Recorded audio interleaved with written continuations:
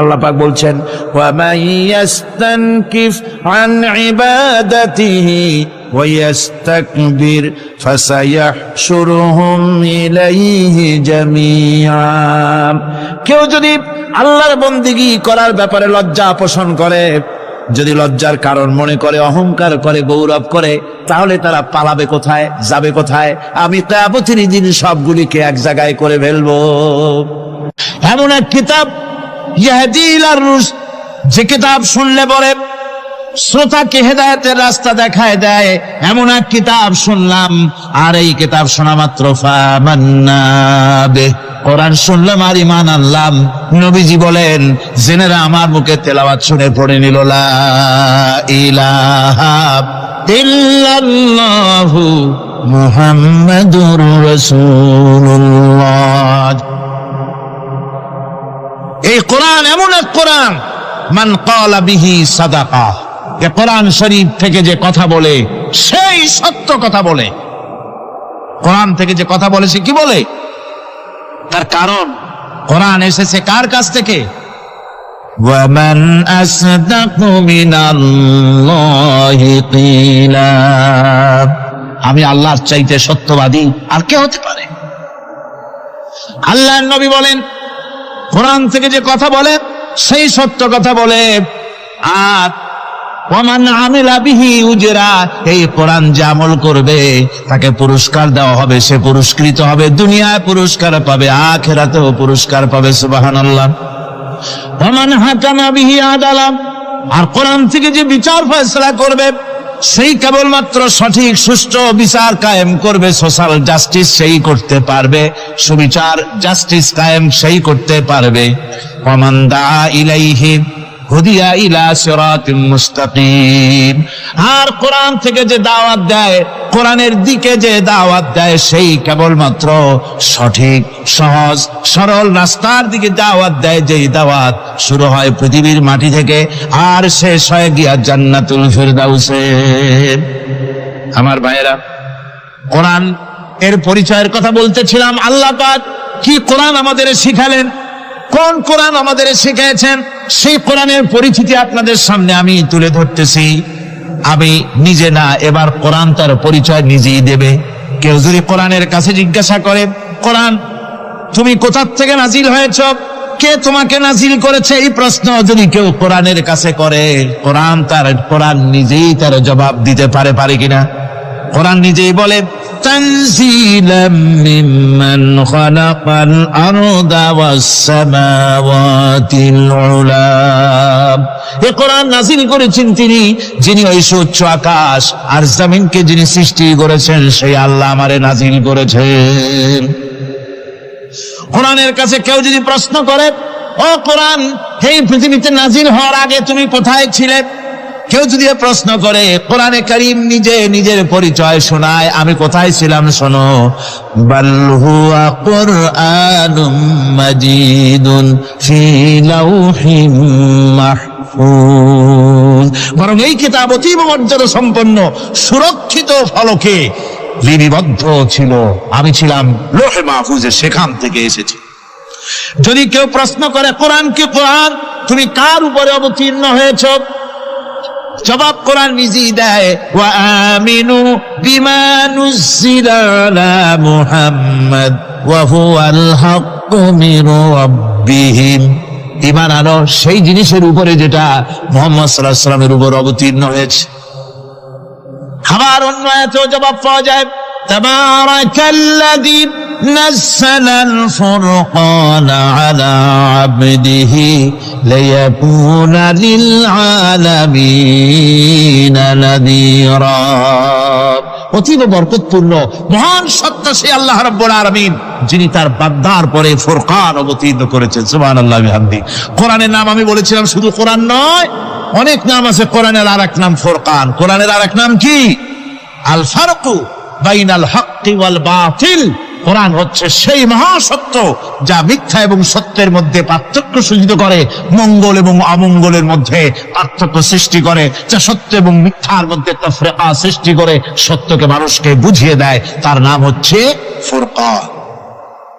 এবার যদি প্রশ্ন করা হয়, ও কোরআন বুঝতাম তুমি লৌহে মাহফুজে ছিলে, বুঝলাম তুমি নবীজির উপরে নাজিল হয়েছো, এবার বলো তুমি কোন মাসে নাজিল হয়েছো? তুমি তো আসছিলা প্রথম কোন মাসে নাজিল হয়েছো? এ প্রশ্ন যদি কেউ করে, কোরআন তার জবাবে বলবে শাহরু রমাদান আল্লাযী উনজিলা ফীহিল কুরআন, রমজানের পবিত্র মাসে আমি অবতীর্ণ হয়েছি। সুবহানাল্লাহ। যদি প্রশ্ন করা হয় রমজানে তো আসছো, কিন্তু প্রথম নাজিল হয়েছিল কোন সময়? ওটা কি দিন ছিল না রাত ছিল? কোরআন তার জবাবে বলে ইন্না আনজালনাহু ফি লাইলাতিল কদর, কদরের পবিত্র রাতে আমি এই পৃথিবীতে আমার আগমন ঘটেছিল। যদি প্রশ্ন করা হয় বুঝলাম সবই, কেন নাজিল হয়েছে তুমি? এই পৃথিবীতে তোমার আসার উদ্দেশ্য কি, মূল কাজটা কি? এই প্রশ্ন যদি করা হয়, কোরআনে কারীম তার জবাবে বলে শোনো কেন এসেছি, লিতুখরিজান নাসা মিনাজ যুলুমাতি ইলান নূর। আমার মিশন হচ্ছে গোটা বিশ্ব মানবতাকে পুঞ্জীভূত জমাট বাঁধা অন্ধকারের ভেতর থেকে টেনে বের করে আলোর সন্ধান দিতে, আলোর দিকে আনার জন্য আমি কোরআন নাজিল হয়েছে। আল্লাহ পাক বলে বান্দা যখন আমাকে ডাকে, আমি বান্দার একদম নিকটে, তার ঘাড়ের চাইতেও নিকটে। ওয়া নাহানু আকরাবু ইলাইহি মিন হাবলিল ওয়ারিদ, আমি আমার বান্দার সারা যে রগের উপরে তার মাথা, এর থেকেও আমি আমার বান্দার বেশি নিকটে। সুবহানাল্লাহ পড়ে। আমি তোমার কাছে, আমার কাছে মাপ চাও, যত বড় গুনাহ হোক। ওয়াকালা রাব্বুকুম উদউনি আস্তাজিব লাকুম, তোমার প্রভু তোমাকে ডেকে বলেছে আমাকে ডাকো, আমি মাফ করে দেবো। সুবহানাল্লাহ। কত বড় কথা, আমাকে ডাকো, নিরাশ হয়েও না, হতাশ হয়েও না। আল্লাহর গজব বেশি না রহমত বেশি? আল্লাহর রহমত বেশি। হাদিসে কুদসির ভিতরে এসেছে, আল্লাহ পাক বলেছেন কোন বান্দা যদি আমার দিকে এক বিগত অগ্রসর হয়, আমার রহমত তার দিকে এক হাত এগিয়ে যায়। কোন বান্দা যদি আমার দিকে হেঁটে আসে, আমার রহমত তার দিকে দৌড়ে যায়। বান্দা যখন আল্লাহর দরবারে দুহাত উঁচু করে চোখের পানি ফেলে দেয়, মুসলিম শরীফের হাদিসের ভিতরে এসেছে গভীর রাত্রে, রাতের তৃতীয় অংশে আল্লাহ রাব্বুল আলামিন প্রথম আকাশে আসেন আর ডেকে বলেন, পৃথিবীতে আছো নাকি কেউ গুনাহ করে জীবন বরবাদ করে দিয়েছো, আমার কাছে মাপ চাও। ঋণগ্রস্ত আছো, অসুস্থ আছো, অপমানিত আছো, কে আছো মাজলুম, আমাকে ডাকো, আমার কাছে বলো, আমি ডাকে সাড়া দেব, জীবনের আশা পূরণ করে দেব। ওই সময় যেই সমস্ত লোকেরা কাঁদে তাহাজ্জুদের নামাজ পড়ে, আল্লাহ জিজ্ঞেস করেন ফেরেশতারা, অমুক অমুক দেশ অমুক অমুক বান্দারা কাঁদে কেন? ফেরেশতারা বলে রব্বুল আলামিন তুমি তো ভালো করে জানো। আল্লাহ বলেন জানি, তবুও তোমাদের মুখে শুনতে চাই। তারা বলে রব্বুল আলামিন তোমার এই বান্দা গুনাহ করেছি, গুনার জন্য মাফ চায়, জাহান্নাম থেকে বাঁচতে চায়। আল্লাহ পাক বলেন ফেরেশতারা আমার এই বান্দারা আমারে দেখেছে নাকি? বলে দেখে নাই। বলে আমার দোজখ দেখেছে নাকি? বলে না, তাও দেখে নাই। আমার বেহেশত দেখেছে নাকি? বলে না, তাও দেখে নাই। আল্লাহ পাক বলেন ফেরেশতারা সাক্ষী থাকো, ওরা আমাকে দেখে নাই, আমার বেহেশত দোজখ কিছুই দেখে নাই, শুধুমাত্র আমার নবীর কথা, আমার কোরআনের কথা বিশ্বাস করে আরামের ঘুমকে হারাম করে যেভাবে তারা কাঁদতেছে, সাক্ষী থেকে যাও ফেরেশতারা, আমার রহমতের দরিয়ায় জোশ মেরেছে, আমার ওই ক্রন্দনরত বান্দাগুলিকে আমি আল্লাহ মাফ করে দিলাম। সুতরাং মুমিন বান্দা যারা, আল্লাহর মুমিন বান্দা যারা, এই ইমানের কোয়ালিটি, এটাও হতাশায় নিরাশায় ভেঙে পড়বে না। গুনাহ তো মানুষই করে, গুনাহ হয়ে গেছে, মাপ চাও। তোমার গুনাহ কদ্দুর? তোমার গুনাহ যদি হয় পাহাড় সমান, আল্লাহর রহমত আকাশ সমান। জাহান্নামের কঠিন শাস্তি থেকে বাঁচতে হলে আল্লাহর প্রতি ঈমান আনতে হবে। আর ঈমান আনলে যে কোয়ালিটি গুলি হওয়া উচিত, সেগুলি আমি আপনাদের সামনে আলোচনা করছি। এরপর আরেকটি কোয়ালিটি হবে মুমিনের, তা হলো কঠোর কঠিন বিপদে অবিচল থাকবে, বিপদে ভেঙে পড়বে না। বিপদ আপদ, শত্রুতা, ক্ষয় ক্ষতি যা কিছু হয় সবই আল্লাহর পক্ষ থেকে, এটা মেনে নিতে হবে এবং ধৈর্য ধারণ করতে হবে। বিপদ মুসিবত শুধু উম্মতের জন্য নয়, দুনিয়ার সমস্ত নবীদের বিপদ এসেছে, হয় নাই? নবীদের বিপদ আসে নাই? কোরআনে কারীম থেকে শুনুন, আল্লাহ রাব্বুল আলামিন বলেন, ওয়াকাযালিকা জাআলনা লিকুল্লি নাবিয়্যিন আদুওয়াম মিনাল মুজরিমিন। আল্লাহ পাক বলেন, এমনি করে আমি সকল নবীদের শত্রু বানিয়ে দিয়েছি সব পাপিষ্ঠ আর অপরাধ প্রবণ লোকদেরকে। প্রত্যেক যুগে নবীদের শত্রু ছিল, প্রত্যেক যুগে নবীদের কি ছিল? শত্রু ছিল। সে শত্রু কারা ছিল? আল্লাহ পাক বলছেন নবীদের শত্রু ছিল পাপিষ্ঠ আর অপরাধ প্রবণ লোক, এরাই ছিল নবীদের দুশমন। রাসূলগণের অবস্থা যদি এই হয়, তাহলে তার উম্মত, ওই দিনের ধারক বাহক যারা, তাদের বুঝি বিপদ আপদ হবে না? নাকি হবে কিনা? তো ইসলামের বিরোধিতা যারা করে, কোরআনের পরিভাষায় বলা হয়েছে ইসলামের দুশমন, নবীদের দুশমন। দুনিয়ার সব পাপিষ্ঠ আর অপরাধ প্রবণ লোকেরাই ইসলামের দুশমন হয়, নবীদের দুশমন হয়। আজও দেখেন, আজও তাকিয়ে দেখেন, ইসলামী আন্দোলনের বিরোধিতা যারা করে তারা পাপিষ্ঠ চরিত্রের কিনা তাকায় দেখেন, খুঁজে দেখেন, সর্বত্র খুঁজে দেখুন, খুঁজে দেখুন। যারা ইসলামী আন্দোলনের বিরোধিতা করে, যারা ইসলামকে মিটিয়ে দেওয়ার চেষ্টা করতেছে, যারা ইসলামকে মৌলবাদ বলে, ইসলামকে সাম্প্রদায়িক বলে, কোরআনে কারীমের কথা কত স্পষ্ট যে নবীদের দুশমন হয়, ইসলামের দুশমন হয় মুজরিম লোকেরা, অপরাধ প্রবণ আর পাপিষ্ঠ লোকেরা। আজও আমরা দেখতে পাই এই শ্রেণীর লোকেরা পাপিষ্ঠ এবং সবচাইতে সমাজের নিকৃষ্ট ধরনের চরিত্রহীন লোক। নামাজ নাই। আপনি খুঁজে দেখেন ইসলামী আন্দোলনের বিরোধিতা যারা করছে, যারা নেতৃত্ব দিচ্ছে, নামাজ নাই, রোজা নাই, চরিত্র নাই, হজ নাই, যাকাত নাই, মদ, জুয়া, জেনা, ব্যভিচার ইত্যাদিতে লিপ্ত। চেহারা দেখলে ছেলেপেলেরা 2 গ্লাস পানি খায়, বয়স ছোটে। কথা ঠিক কিনা কয়? এই হলো অবস্থা। মারে কেন? মুমিনদেরকে, পয়গম্বরদেরকে, সাহাবীদেরকে এবং ঈমানদারদেরকে মারে কেন? তার কারণ হচ্ছে আল্লাহ রাব্বুল আলামিন বলেছেন, ওয়া মা নাকামু মিনহুম ইল্লা আইয়ুমিনু বিল্লাহিল আজিজিল হামিদ। কাফিররা ঈমানদার লোকদেরকে অন্য কোন অপরাধী নির্যাতন চালায় না, নির্যাতন চালায় শুধু এই কারণে যেহেতু মুমিন লোকেরা পরাক্রমশালী, আল্লাহ রাব্বুল আলামিনের দ্বীনকে কায়েম করতে চায়, তার উপরে ঈমান এনেছে, এই কারণেই তারা মারে। ঠিক কিনা কন? যুগে যুগে নবীদের উপরে, সাহাবীদের উপরে যে অত্যাচার হয়েছে, সেই অত্যাচার এই কারণেই হয়েছে, অন্য কোনো কারণে নয়। এই কঠিন বিপদে অবিচলতা এবং ধৈর্যের দৃষ্টান্ত নবীগণ পেশ করেছেন পৃথিবীর বুকে। আমরা দেখেছি ইব্রাহিম আলাইহিস সালামকে আগুনে ফালানো হয়েছে, আছে না কোরআন শরীফে? আমি কিন্তু গল্প করতেছি না, সব কোরআনের কথা। কিসের কথা? ইব্রাহিম আলাইহিস সালামকে আগুনে ফালানো হচ্ছে। অপরাধ কি? অপরাধ হচ্ছে হযরত ইব্রাহিম আলাইহিস সালাম দাওয়াত দিয়েছেন, লা ইলাহা ইল্লাল্লাহ। জোরে পড়েন, লা ইলাহা ইল্লাল্লাহ, লা ইলাহা, লা ইলাহা ইল্লাল্লাহ মুহাম্মাদুর রাসূলুল্লাহ। হযরত ইব্রাহিম আলাইহিস সালাম দ্বীনের দাওয়াত দিয়েছেন, এক আল্লাহর দাওয়াত দিয়েছেন, ঈমানের দাওয়াত দিয়েছেন। আর কোন অপরাধ ছিল না। নমরুদ সহ্য করতে পারলো না। কোরআনে কারীমের মধ্যে সব কথাগুলি আল্লাহ পাক এই জন্য বিধৃত করেছেন, এই জন্য কোরআনে কারীমের মধ্যে সব কথা উঠায় দিয়েছেন, যাতে করে মুমিনেরা বিপদ আসলে পরে যেন ঘাবড়ে না যায়। ইব্রাহিম আলাইহিস সালামকে আগুনে ফালানো হচ্ছে। ফেরেশতা বলছে, ইব্রাহিম তোমারে আগুনে ফেলায় দেওয়া হতেছে, আমার কাছে সাহায্য চাও, আমার কাছে ক্ষমতা আছে, আগুনগুলো উঠায় নমরুদের বংশ জ্বালায় দেব। হযরত ইব্রাহিম ফেরেশতার কাছে সাহায্য চাইছিলেন নাকি? তিনি বললেন, ফেরেশতা তোমার কাছে সাহায্য কেন চাইব?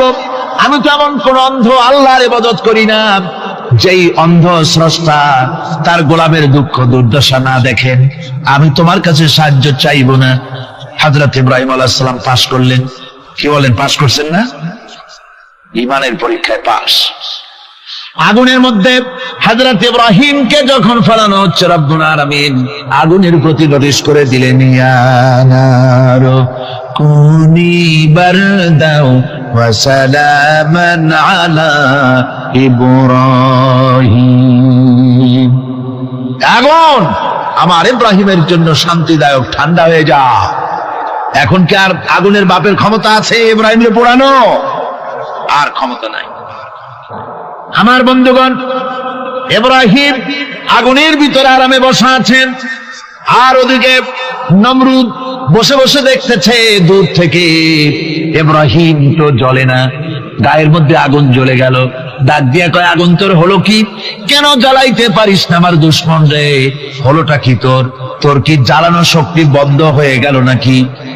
আগুনের ভিতর থেকে জবাব এলো, নমরুদ রে, আমার ভিতরে জ্বালানো শক্তি আছে কি নাই যদি প্রমাণ করতে চাও, টেস্ট করতে চাও, তুই নিজে আয়, তোরে শুদ্ধ তামাম দুনিয়া জ্বালাই দিতে পারি, ইব্রাহিমের এক গাছা পশমও জ্বালাই দিতে পারি না। তার কারণ হচ্ছে আমি হচ্ছি মাখলুক, আল্লাহ হচ্ছেন খালিক। আল্লাহ আমাকে বলেছেন না জ্বালাতে, তুমি 1000 বার বললেও আমি ইব্রাহিমকে জ্বালাইতে পারবো না।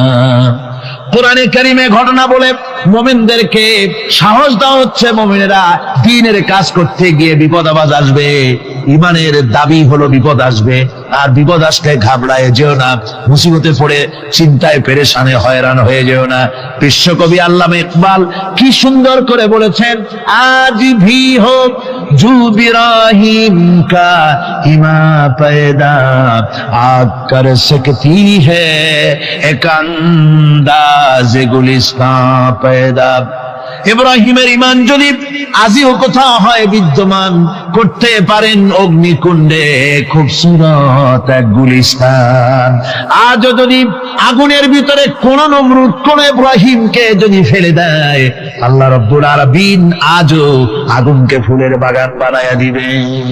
সুবহানাল্লাহ। ভয় পাওয়ার কারণ নাই, চিন্তা করার কোনো কারণ নাই। আমার বন্ধুগণ, হযরতে হুদ আলাইহিস সালামকে যখন সমাজের লোকেরা, রাষ্ট্রের লোকেরা ঘিরে ফেলে দিল, সমাজ শক্তি, রাষ্ট্র শক্তি যখন তাকে ঘিরে ফেলে দিল, ষড়যন্ত্রের পাহাড় তুলে দিল, তারে মেরে ফেলে দিবে, হযরত হুদ দেশ থেকে তা পালায় গেলেন না, ভয় পেলেন না। হযরতে হুদ আলাইহিস সালাম বললেন, কোরআনে কারিমে হযরত হুদের কথা কোট করা হলো, ফাকিদুনি জামিআন সুম্মা লা তুনজিরুন। সম্মিলিতভাবে ষড়যন্ত্র করো আমার বিরুদ্ধে, সবাই মিলে ষড়যন্ত্র করো, সুম্মা লা তুনজিরুন, আর আমাকে এতটুকু অবকাশ তোমরা দিও না। ইন্নী তাওয়াক্কালতু আলাল্লাহি রাব্বি ওয়া রাব্বিকুম, আমি ভরসা করেছি সেই আল্লাহর উপরে যার কুদরতি হাতের ভেতরে, যিনি আমাদের রব তোমাদেরও রব, আর যার কুদরতি হাতের ভিতরে তামাম পৃথিবীর জানগুলি যার হাতে, সে আল্লাহর উপরে ভরসা করেছি। ষড়যন্ত্র যদ্দূর আছে করতে থাকো, আমি ষড়যন্ত্র পরোয়া করি না। সুবহানাল্লাহ। এটাই হলো মুমিনের কোয়ালিটি। শুধু ঈমান, লা ইলাহা ইল্লাল্লাহু মুহাম্মাদুর রাসূলুল্লাহ, গরুর গোশত খাই, আর রবিউল মাস আসতে পরে ইয়া নবী সালাম আলাইকা, ইয়া রাসূল সালাম আলাইকা, তারপরে গরম গরম জিলাপি আর রসগোল্লা খাইলাম খুব বেশি করিয়া, এর নাম মুমিন নয়। মুমিন হচ্ছে তার চলায় ফেরায়, ওঠায় বসায় সাহসিকতার এক আন্দাজ তৈরি হবে সে। আমার ভাইয়েরা, বিপদে অবিচলতা আমাদেরকে পয়গম্বরেরা শিক্ষা দান করেছেন।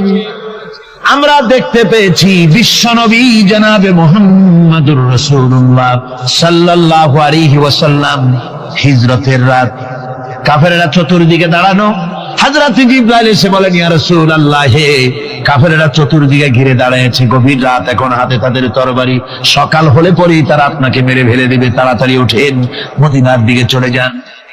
আল্লাহ নবী ঘুমের থেকে জেগে হযরত আলীকে ডেকে বলেন, আলী, আল্লাহ অর্ডার করেছেন আমি মদিনায় চললাম, আমার বিছানার পরে আমার চাদর গায়ে দিয়ে শুয়ে থাকো। হযরত আলী বলেন, আল্লাহর হাবিব, আপনার চাদর গায়ে দিয়ে ঘুমিয়ে থাকবো, সকালবেলায় কাফির বেঈমানেরা আপনার বিছানার পরে আপনার চাদর গায়ে দেওয়া অবস্থায় আমি আলীকে তারা মুহাম্মদ মনে করবে, আর আমি আলীকে নবী মনে করে তারা তাদের তরবারি দিয়া কেটে কেটে টুকরা টুকরা করে আমারে বিদায় করে দেবে দুনিয়া থেকে। এতটুকুনো পরোয়া করি না, বরং আমার দিলের মধ্যে এটাই তৃপ্তি থাকবে যে আমি আলীর জীবনের বিনিময় আল্লাহর হাবিব দুনিয়ায় বেঁচে আছেন। যে ব্যক্তি বিদ্রোহ করেছে এবং দুনিয়ার জীবনকে অগ্রাধিকার দিয়েছে তার জায়গা হচ্ছে জাহান্নাম। জোরে বলেন নাউজুবিল্লাহ। যে ব্যক্তি আল্লাহর সঙ্গে বিদ্রোহ করেছে আর পরকালের জন্য পাথর জোগাড় করে নাই, দুনিয়াকে অগ্রাধিকার দিল, পরকালকে ভুলে গেল, তার জায়গা হলো জাহান্নাম। وَأَمَّا مَنْ خَافَ مَقَامَ رَبِّهِ وَنَهَى النَّفْسَ عَنِ الْهَوَى فَإِنَّ الْجَنَّةَ هِيَ الْمَأْوَى। আর যে ব্যক্তি আপন প্রভুর সামনে উপস্থিত হকে ভয় করেছে এবং আপন প্রবৃত্তিকে লালসা মুক্ত করেছে, লালসার হাত থেকে রক্ষা করেছে, আল্লাহ রাব্বুল আলামিন কিয়ামতের দিন তার জন্য রেখে দিয়েছেন জান্নাত। তার জন্য কোন জায়গা? জান্নাত। আমাদেরকে পরকাল ভিত্তিক জীবন যাপন যদি করি তাহলে কবরের জবাবগুলি খুব আসান হবে।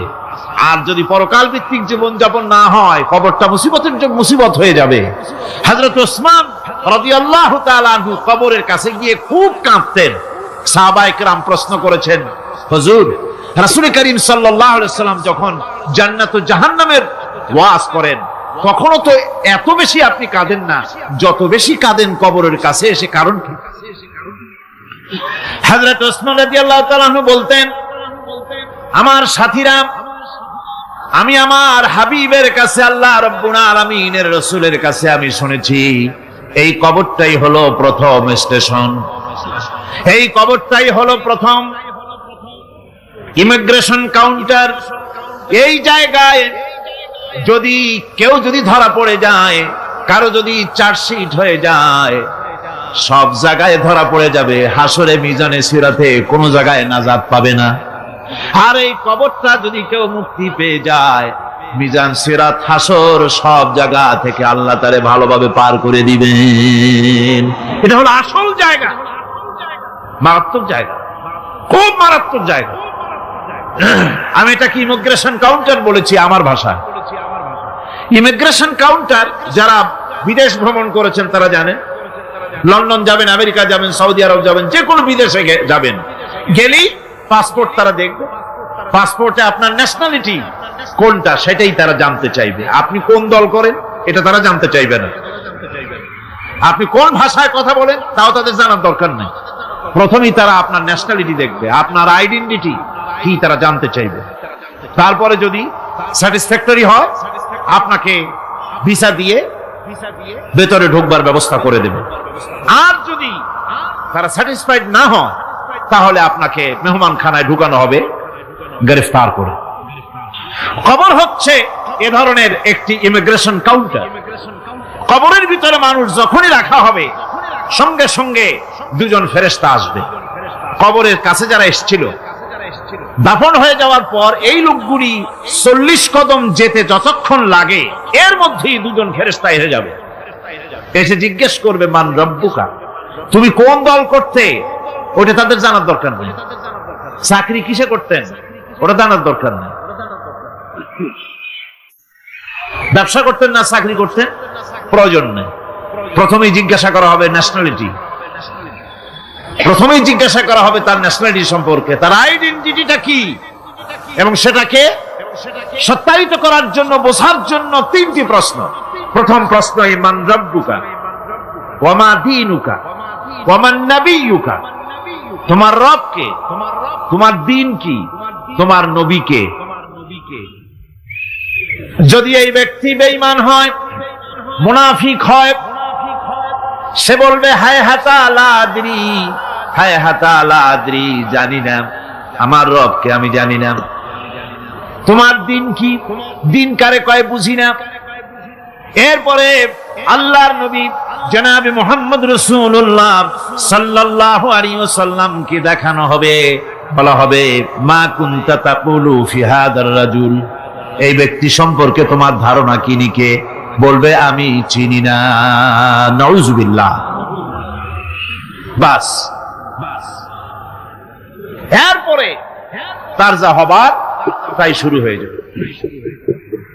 আর যদি বান্দাটা মুমিন হয় প্রশ্ন করা হবে মান রাব্বুকা, জবাব দেবে রব্বি আল্লাহ, আমার রব আল্লাহ রাব্বুল আলামিন।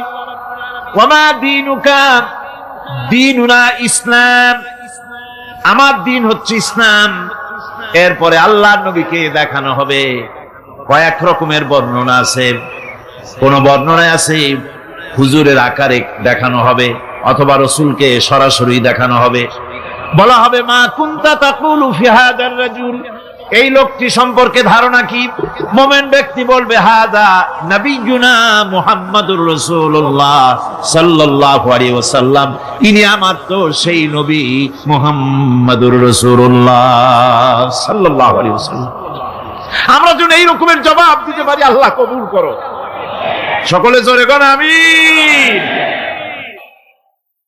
জবাব হয়ে যাওয়ার পর গায়ব থেকে আওয়াজ আসবে, ফাফরিশু বিল জান্নাতি ওয়ালবিসু বিল জান্নাহ, ও আমার ফেরেশতারা, আমার এই বান্দাকে জান্নাতের পোশাক পরাইয়া দাও, আর কবরটাকে জান্নাতের বিছানা বিছাইয়া দাও। জান্নাতের পোশাক পরাইয়া দাও, জান্নাতের বিছানা বিছাইয়া দাও। ইলা মাদ্দা বাসারিহি, তার চোখের দৃষ্টি যত দূর যায় কবরটা ততটা প্রশস্ত করে দাও। এরপর বেহেশতের পোশাক পরাইয়া, বেহেশতের বিছানা বিছায়া ফেরেশতা বলবে নম কানাউমুল উরুস, ঘুমিয়ে যাও। দুলামিয়া যেমন বাসর সজ্জায় নতুন বউ নিয়ে আরামে ঘুমায়, এরকম আরামে ঘুমায় যাও। ইলা ইয়াউমিল কিয়ামা, কিয়ামত পর্যন্ত ঘুমায় থাকো, আরামে ঘুমিয়ে থাকবে। এরপরে সিংহায় ফুৎকার হবে, সিংহার ফুৎকারের আওয়াজে তার ঘুম ভেঙে যাবে।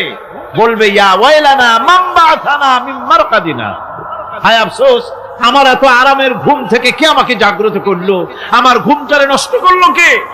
আওয়াজ আসবে হাযা মা ওয়াদার রহমান ওয়া সাদাকাল মুরসালুন, এটা হচ্ছে রহমানের সেই ওয়াদা, আর মুরসালিনরা নবীরা সত্য কথাই বলেছিলেন, সেই কিয়ামত অনুষ্ঠিত হচ্ছে।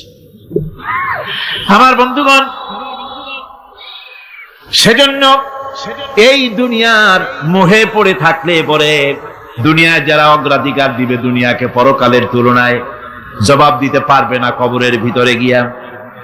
আর যারা পরকালকে অগ্রাধিকার দিবে, দুনিয়ার চাইতে পরকালকে বেশি অগ্রাধিকার দেবে, আর আল্লাহর ভয় কলিজার ভিতরে রাখবে, কবরের জবাব সঠিকভাবে দিতে পারবে, কিয়ামতের দিন আল্লাহ রাব্বুল আলামিন তাদের জন্য জান্নাত দান করবেন। জোরে বলেন আমিন। দুনিয়াটা হচ্ছে দুনিয়া যেখানে আমরা আছি। আমি আগেই বলেছি দুনিয়া হচ্ছে আদনা শব্দ থেকে এর উৎপত্তি হয়েছে, তুচ্ছ নিকৃষ্ট, এটার দাম নাই, এটার মূল্য নাই।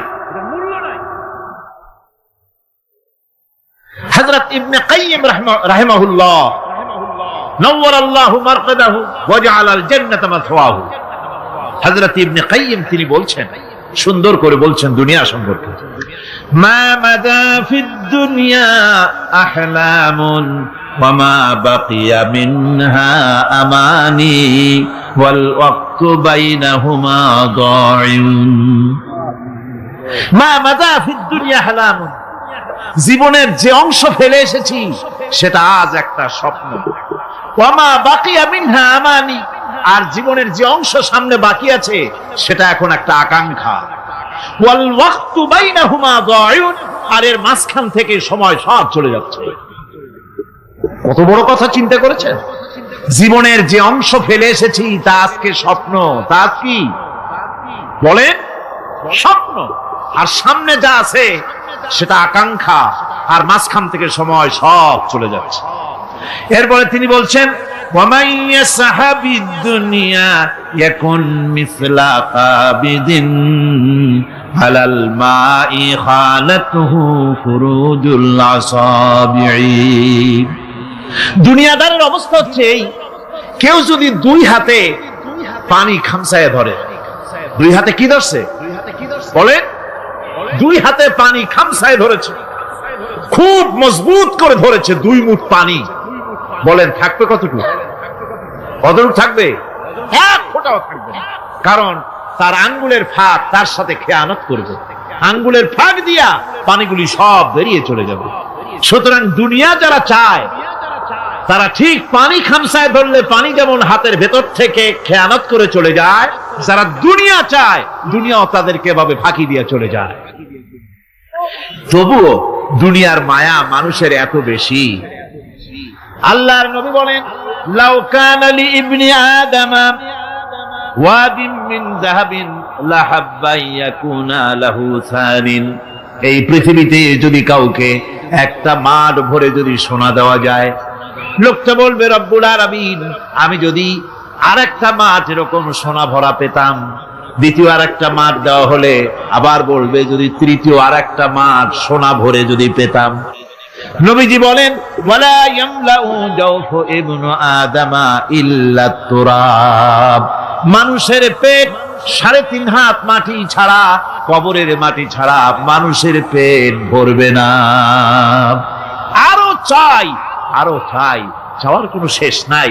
মানুষ এভাবে করে দুনিয়ার মহব্বতে এমনি পাগল হয়ে যায়, শুধু দুনিয়ার মহব্বত, পরকালকে বেমালুম ভুলে যায়। আমি কিন্তু এই কথা বুঝাতে চাই নাই যে পরকালের মহব্বতে, পরকালের ভয়তে বা পরকালের জন্য দুনিয়া আপনি বাজার ঘাট, বেচা কিনা, ব্যবসা বাণিজ্য সবকিছু ভুলে যান না, তা নয়। ভুল বোঝার কোনো কারণ নাই। পরকালকে অগ্রাধিকার দিতে হবে, মানে দুনিয়াটা চিরস্থায়ী জায়গা নয়। চিরস্থায়ী হচ্ছে কোনটা?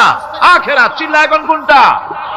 সুতরাং এখানে যা করতে হবে, আখিরাতের জবাবদিহিমূলক জীবনযাপন করতে হবে। আপনি ব্যবসা করবেন, ওজনে কম দিতে পারবেন না। আপনি খাদ্যে ভেজাল দিতে পারবেন না, চুরি করতে পারবেন না, ডাকাতি করতে পারবেন না, জেনা করতে পারবেন না, বদমাশি করতে পারবেন না, মদ খেতে পারবেন না, সন্ত্রাসী হতে পারবেন না, হাইজ্যাকার হতে পারবেন না, চাঁদাবাজ হতে পারবেন না, মুনাফাখোর হতে পারবেন না, আপনি চোরা কারবারি হতে পারবেন না, ঘুষখোর হতে পারবেন না, সুদখোর হতে পারবেন না। এই সব কাজ পরকালকে বিশ্বাস করলেই এ সমস্ত কাজ থেকে মানুষ বিরত থাকতে পারে। কথা ঠিক কিনা? এটাই হচ্ছে। সুতরাং এই পৃথিবী থাকবে না, এটা কি চিরকাল থাকবে? না, এর একটা পরিসমাপ্তি ঘটবে।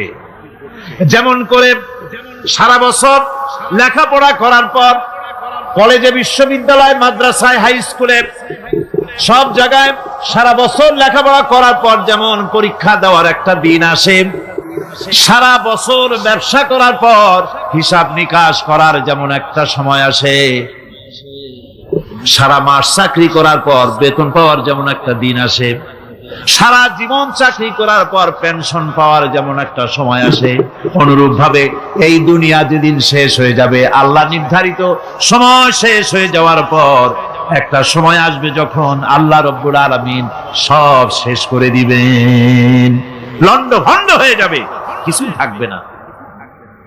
কোরআনে কারিমে আল্লাহ সব বলেছেন, কোরআনে সব আল্লাহ বলে দিয়েছেন।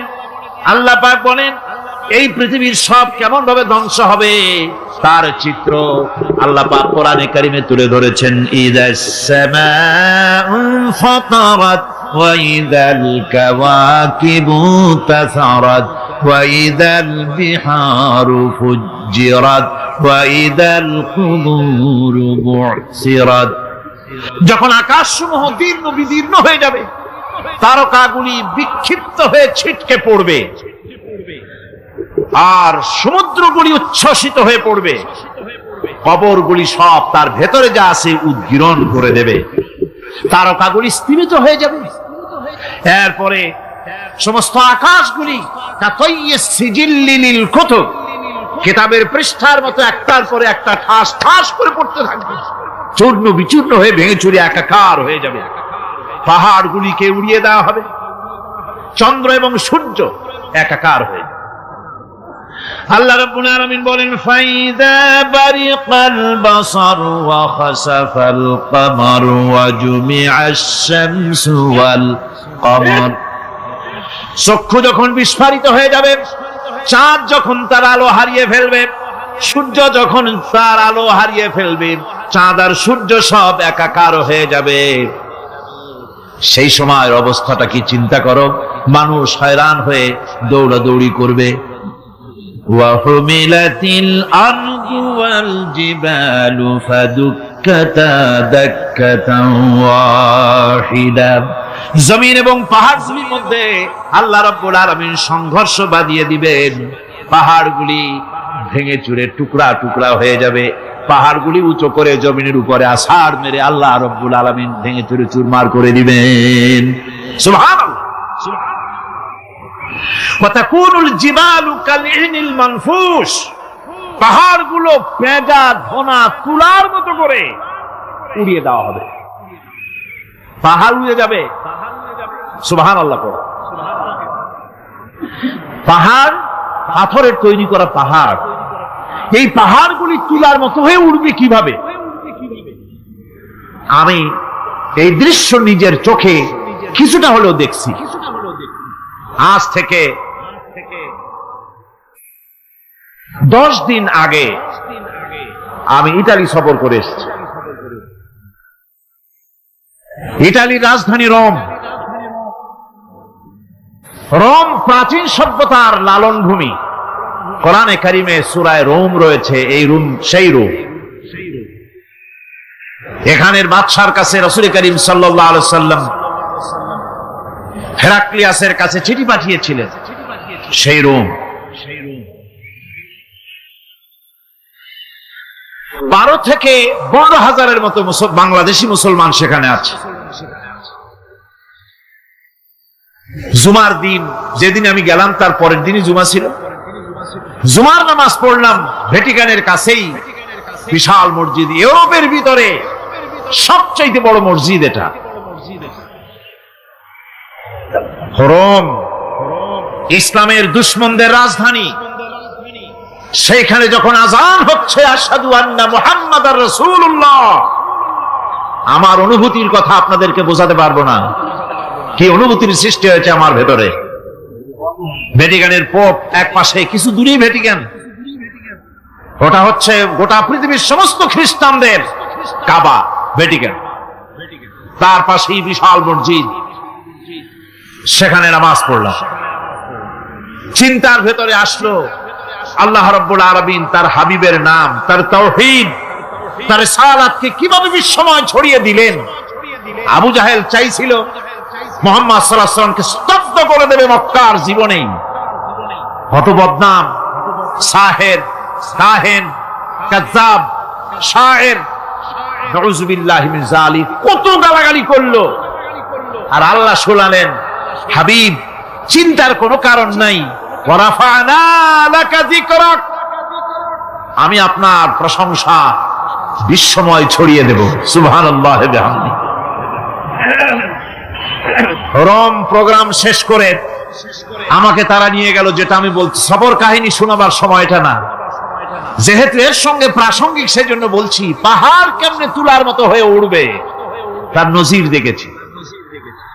রোম শহর থেকে 300 মাইল দূরে, 300 কিলোমিটার দূরে নেপোলিয়ান বোনাপার্ট তার বাড়ি, এবং ওটা তার নামে একটা প্রভিন্স। ভূমধ্য সাগরের পারে ভিসুভিয়াস, পৃথিবীর সবচাইতে বড় আগ্নেয়গিরি। সেটা দেখাতে নিয়ে যাওয়া হলো আমাকে, যে পাহাড়টা পৃথিবীর মাটি থেকে তার চূড়া হচ্ছে 3 মাইল উঁচু। এর 2 মাইল গাড়িতে করে ঘুরে ঘুরে যাওয়া যায়, এরপর আর গাড়িতে যাওয়া যায় না, বাকিটুকুন যেতে হবে হেঁটে হেঁটে। পাহাড়ের উপরে অক্সিজেন কম, বেশ কষ্ট হচ্ছিল উঠতে। জীবনে প্রথম পাহাড়ে চড়েছি, জাবালে নূর, রাসূল করিম সাল্লাল্লাহু আলাইহি সাল্লামের উপরে যেখানে ওহী হয়েছিল সর্বপ্রথম। পাহাড় চড়ার একটা অভিজ্ঞতা ওখান থেকে আমার কিছুটা হয়েছিল। খুব কষ্ট হলো বাকি 1 মাইল উঠতে। যখন ভিসুভিয়াসের একদম শীর্ষে চলে গেছি, সেখানে গিয়ে আমার সাথে 15-20 জন লোক ছিল। আমি নিজে আল্লাহু আকবার বলে আমার গলা থেকে আওয়াজ বেরিয়ে গেল। আমি দেখতে পেলাম ভিসুভিয়াসের শীর্ষে বিশাল গর্ত। আমার মনে হয় গর্তটা এই মাঠের 1/4 হবে। এই মাঠের 1/4 হবে গর্তটা। সেই গর্তটার গভীরতা হচ্ছে 1.5 কিলোমিটার। এইখান থেকে পাথরগুলি উত্থিত হয়েছে, আগ্নেয়গিরি পাথর আগুনে গলে লাভা হয়ে এগুলি পাহাড় বেয়ে উপচে পড়েছে, চতুর্দিকে 12 মাইল ছড়িয়ে গিয়েছে। আমার মনে পড়লো ওয়াকুদুহান নাস ওয়াল হিজারা, জাহান্নামের আগুনের ইন্ধন হবে মানুষ আর পাথর। আমি সেখানে সেজদায় পড়ে গিয়া কানলাম আর বললাম, আল্লাহ জাহান্নামের আগুন হারাম করে দিও আমাদের জন্য। পাথর কিভাবে গললো, গলে পাথরগুলি গলে পুড়ে চতুর্দিকে পড়েছে আর ছিটকেছে, চতুর্দিকে ছিটকে পড়েছে। সেই পাথরগুলি ছিটকে ছিটকে যেগুলি পুড়ে পড়েছে সেগুলিকে দূরে সাদা রঙের বলে মনে হয়, কোনোটা সাদা কোনোটা কালো, মনে হয় যেন তুলার মতো হয়ে পড়ে আছে চতুর্দিকে। 1944 সনে তৃতীয়বারের মতো ভিসুবিআরসি অগ্নিগিরি যে অগ্নি উৎপাত করে তাতে আশেপাশের 12 মাইল এলাকা এফেক্টেড হয়ে যায়। পাথরগুলি গলে এভাবে বিধ্বস্ত করে দিয়েছে। এখান থেকে এখানে জোহরের নামাজ, আসরের নামাজ আমরা পড়লাম, আল্লাহর কাছে খুব দোয়া করলাম। এখনো ধোঁয়া উঠতেছে, এখনো পাহাড়ের ফাটল দিয়ে ধোঁয়া উঠছে। একজন হাত দিয়ে আমাকে বলল যে খুব গরম লাগে ধোঁয়াগুলি। ওখানকার লোকেরা বলল যে ভেতরে এখনো আগুন আছে, তবে সুপ্ত, যে কোনো মুহূর্তে আবার তা জাগ্রত হতে পারে। আমরা সেখান থেকে নেমে এলাম। একটু কিছু দূর গিয়েই সেখানে হলো পম্পেই শহর। এই পম্পেই শহরটা হচ্ছে ঈসা আলাইহিস সালামের জন্মের 2000 বছর আগে এই শহর তৈরি হয়। ঈসা আলাইহিস সালামের জন্মের 179 বছর পর ভূমিকম্প হয়। সেই ভূমিকম্পে গোটা পম্পেই শহরটা পৃথিবীর মানুষের চোখের আড়াল হয়ে যায়, ধ্বংস হয়ে যায়, মাটির তলায় ভরা হয়ে যায়। আজ থেকে 200 বছর আগে মাটি খনন করতে গিয়ে এই শহর আবিষ্কৃত হয়। পুরা শহরটা খুঁড়ে তারা বের করেছে। 180 হেক্টর জমিনের উপরে এই বিশাল শহর। ঘুরে ঘুরে দেখলাম, গাড়ি চলে না সেখানে, পায়ে হেঁটে দেখতে হলো। প্রশস্ত রাস্তা।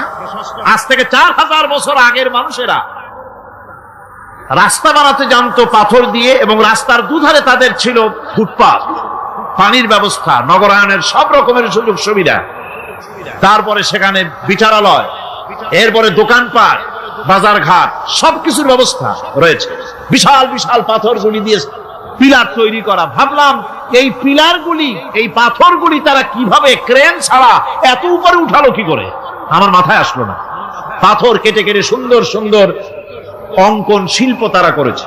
এরপরে ঘুরতে ঘুরতে বাদশার রাজার বাড়িতে গিয়ে ঢুকলাম। সেখানে গিয়ে দেখলাম উলঙ্গ এত মূর্তি পাথরের তৈরি করা। পাথর কেটে কেটে দেওয়ালে যৌন মিলনের এমন কোন অশ্লীল ছবি নাই যা তারা সেখানে তৈরি করে না।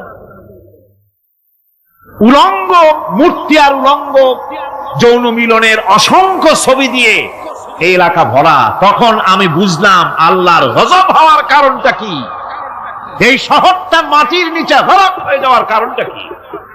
আল্লাহ পাক জেনা ব্যভিচার যে দেশে বেশি হয় আল্লাহ পাক বরদাস্ত করেন। দুশ্চরিত্র যে দেশের মানুষ দুশ্চরিত্র হয়ে যায়, জেনা ব্যভিচার বেশি হতে থাকে, আল্লাহ হরক করে দেন, গজব দেন। এই গজব এক এক সময় এক এক রকমের হয়ে আসে।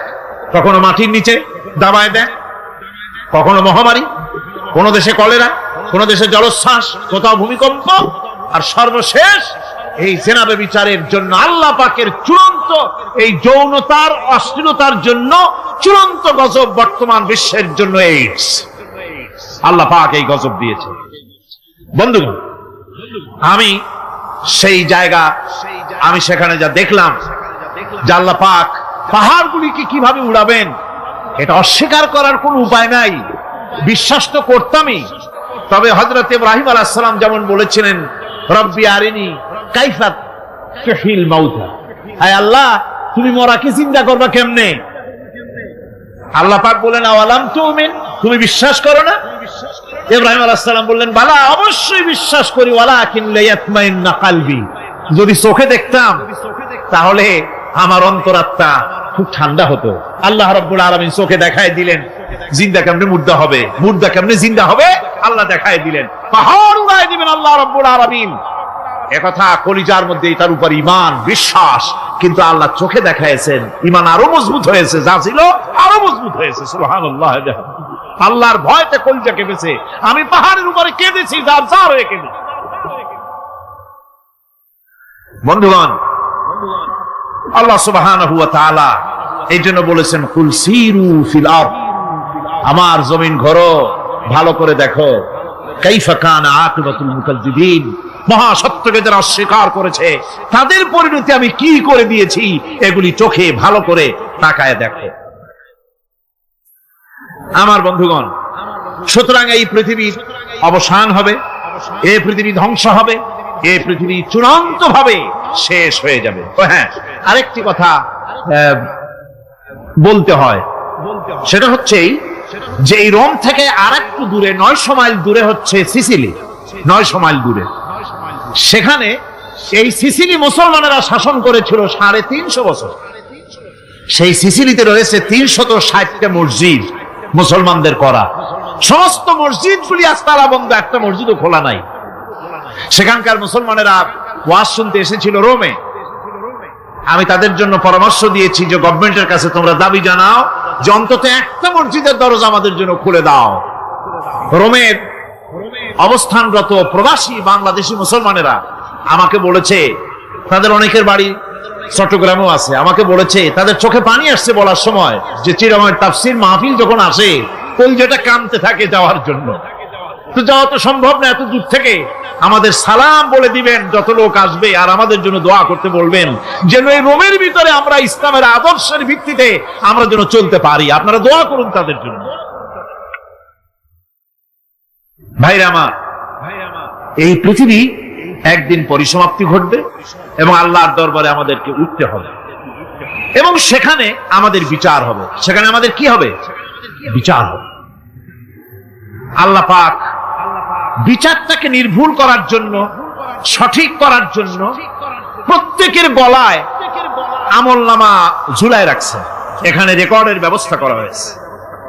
আল্লাহ পাক বলছেন, ওয়া কুল্লা ইনসানিন আলজামনাহু তাইরাহু ফি উনুকিহি ওয়া নুখরিজু লাহু ইয়াওমাল কিয়ামাতি কিতাবান ইয়ালকাহু মানশুরা।